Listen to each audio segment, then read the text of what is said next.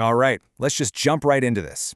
Today, we're exploring a seriously mind-bending cosmic thought experiment pulled from a highly controversial but absolutely fascinating text, Michel Desmarquet's The Thiaoouba Prophecy. Now, we aren't here to verify this as undeniable fact, but rather to unpack the incredible narrative and the philosophy it presents. It's essentially an abduction story, a hidden history of the universe, and a profound spiritual warning, all rolled into one.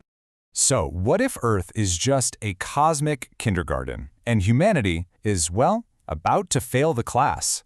That is the absolute core premise of our explainer today. The text hits the ground running with this incredibly provocative sci-fi thriller concept, framing our entire planet not as the center of the universe, but as a struggling entry-level classroom in a much, much larger cosmic school system. And the scale of this universe is just staggering. According to the book Michel's Guide, is this alien named Thao, who hails from a highly advanced, 9th category planet. She's nearly 3 meters tall, radiates this glowing golden aura, and lives in an egg-shaped habitation called a doko. Get this, the book claims that to even survive the journey to her luminous, high-vibration world, Michel's astral body had to be temporarily separated from his physical one. Crazy, right? Section 1. The Cosmic School System. Central to this whole philosophy is something called the astral body. The text actually claims our physical bodies are, practically irrelevant in the grand scheme of things. They're just temporary, disposable vehicles. The true you is this eternal astral body, traveling from planet to planet, life after life, accumulating spiritual knowledge and slowly shedding materialistic attachments. And this creates a pretty stark cosmic contrast. Take a look at this comparison. On one hand, you've got Earth, a Category 1 planet. The text literally calls us a planet of sorrows. It's a chaotic, cosmic kindergarten completely plagued by materialism and struggle. But then, at the absolute top of the scale, is Thiaoouba, a Category 9 planet. It's the ultimate spiritual university, a place nearing total perfection, where inhabitants communicate telepathically, levitate, and live in absolute material and ecological harmony. Now, the journey isn't all golden auras and telepathy. Things actually take a dark, urgent turn here. Section 2, the warning of Arimel X3.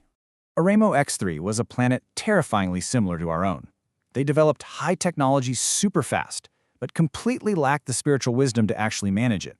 And this imbalance inevitably led to a catastrophic chain reaction nuclear war. The devastating aftermath? Well, the text describes Michel watching through spacecraft screens as cow-sized red ants and 2-meter-long cockroaches swarmed the radioactive, desolate ruins of once great cities. It's a horrifying vision of what happens when intelligence completely outpaces morality. God helps those who help themselves. This brings us to a really fascinating, unbending ethical rule of this universe.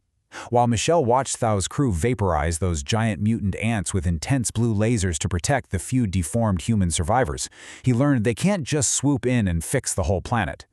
Universal law strictly forbids them from serving salvation on a silver platter. They can offer a nudge, sure, but a planet really has to earn its own redemption. So prepare to just forget everything you learned in history class. Section 3, Earth's Forgotten Ancient History. The timeline presented here is literally staggering. The book claims human origins are entirely extraterrestrial. I mean, think about it. 1.35 million years ago, refugees from a dying planet called Baccaratini supposedly settled here. Fast forward to 250,000 years ago, and survivors from that devastated world we just talked about, Armo X3, set up a lunar base before settling the earthly continent of Mu. And finally, 14,500 years ago, Mu, this highly advanced, spiritually elevated civilization, was completely wiped out by a cataclysm. Now, you might be sitting there wondering, how on earth does Michel supposedly know all of this? Well, the answer is the psychosphere. The text describes this as a sort of vibratory cocoon surrounding the planet. Think of it like a giant cosmic blotter or a massive hard drive that literally records every single event since the planet's creation. With the help of the Thiaoubians and a special elixir, Michel's astral body was able to tap directly into this psychosphere to physically witness Earth's hidden history. But, knowing the past is really only useful if it helps the future. Section 4. The True Dangers on Earth. This is where the text gets incredibly pointed. According to these highly evolved alien masters, nuclear weapons aren't actually the biggest threat to Earth. Our true dangers are much closer to home. We're talking about money and the obsessive pursuit of wealth, corrupt politicians who prioritize power over public service, irresponsible journalism glorifying violence, dogmatic religions that demand blind obedience and money rather than teaching actual inner spirituality, and finally, ecological destruction and even noise pollution, which they claim literally damages the astral body.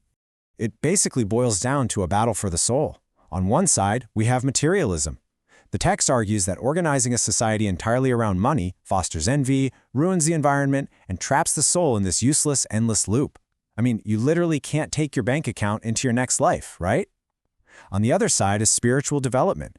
This is the path that elevates the astral body, brings ecological harmony, and unlocks true internal power.